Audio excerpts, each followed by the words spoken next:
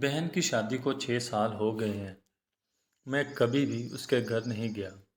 ईद हो, शबरात हो, दिवाली हो, कभी भी। अब्बू या अम्मी जाते हैं।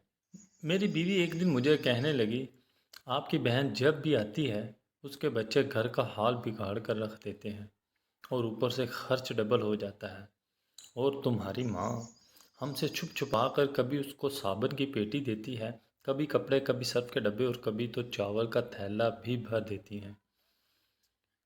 अपनी माँ को बोलो ये हमारा घर है, कोई खैरात सेंटर नहीं। बेगम की बात सुनकर मुझे भी बहुत गुस्सा आया। मैं मुश्किल से खर्च पूरा कर रहा हूँ और माँ सब कुछ बहन को दे देती है। बहन एक दिन घर आई हुई थी। उसके बेटे ने टीवी का रिमोट तोड़ दिया।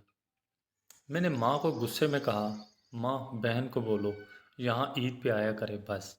और ये जो आप साबुन, सर्फ और चावल का थैला भर कर देती है ना, उसको बंद करें। माँ चुप रही, लेकिन बहन ने सारी बातें सुन ली थी। मेरी बहन कुछ न बोली। शाम के 4 बजे रहे थे। अपने बच्चों को तैयार किया और मेरी बहन मुझे कहने लगी, भाई मुझे बस स्टॉप तक छोड़ा। मैंने झूठे मुंह कहा, रह लेती कुछ दिन। लेकिन वो मुस्कुराई, नहीं भाई, बच्चों की छुट्टियां ख़त्म होने वाली हैं। फिर जब हम दोनों भाइयों में ज़मीन का बंटवारा हो रहा था तो मैंने साफ इनकार किया, भाई मैं अपनी ज़मीन से बहन को हिस्सा नहीं दूंगा। बहन सामने बैठी थी, वो खामोश थी, कुछ न बोली। माँ ने कहा, बेटी का भी हक बनता है। लेकिन मैंने गाली देकर कहा, कुछ भी हो जाए मैं बहन को हिस्सा नहीं दूंगा। मेरी बीवी भी बहन को बुरा भला कहने लगी। वो बेचारी खामोश थी। बड़ा भाई जब घर से अलग हो गया, कुछ वक्त के बाद मेरे बड़े बेटे को टीबी हो गई। मेरे पास उसका इलाज करवाने के पैसे नहीं थे। बहुत परेशान था मैं। कर्ज भी ले लिया था लाखों रुपए। भूख सर पर थी। मैं बहुत परेशान था। कमरे में अकेला बैठा था, शायद रो रहा था हालात पे। उसी वक्त बहन भी घर आ गई। मैंने गुस्से से बोला, अब ये आ गई है मनहूस। मैंने बीवी को कहा, कुछ तैयार करो बहन के लिए। बीवी मेरे पास आई, कोई ज़रूरत नहीं गोश्त या बिरयानी पकाने की इसके लिए। फिर 1 घंटे बाद वो मेरे पास आई, भाई परेशान हो आप।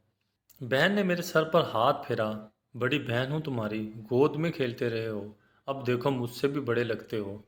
फिर मेरे करीब हुई, अपने पर्स से सोने के कंगन निकाले और मेरे हाथ में थमा दिए और आहिस्ता सी बोली, पागल तू हमें परेशान होता है। बच्चे स्कूल थे, मैं सोचा दौड़ते दौड़ते अपने भाई से मिलाऊं।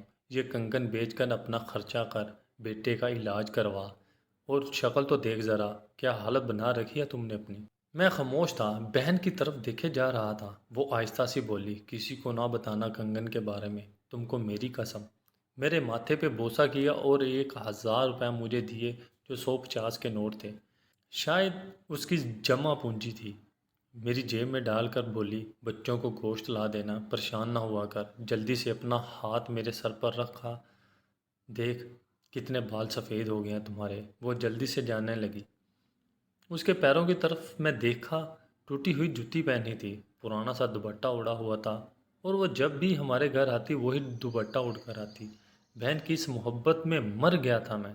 हम भाई भी कितने मतलब परस होते हैं, बहनों को पल भर में बेगाना कर देते हैं और बहनें भाइयों का ज़रा सा दुख बर्दाश्त नहीं कर पाती। मैं हाथ में कंगन पकड़े ज़ोर ज़ोर से रो रहा था। घर में खुदा जाने कितने दुख सह रही होती हैं ये बहनें।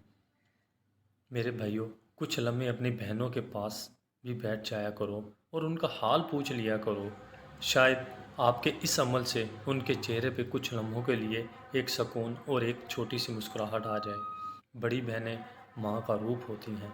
दोस्तों, अगर आपको मेरी ये वीडियो अच्छी लगी है तो मेरे चैनल को सब्सक्राइब करें ताकि अगली वीडियो आपको पहुँच सके। शुक्रिया।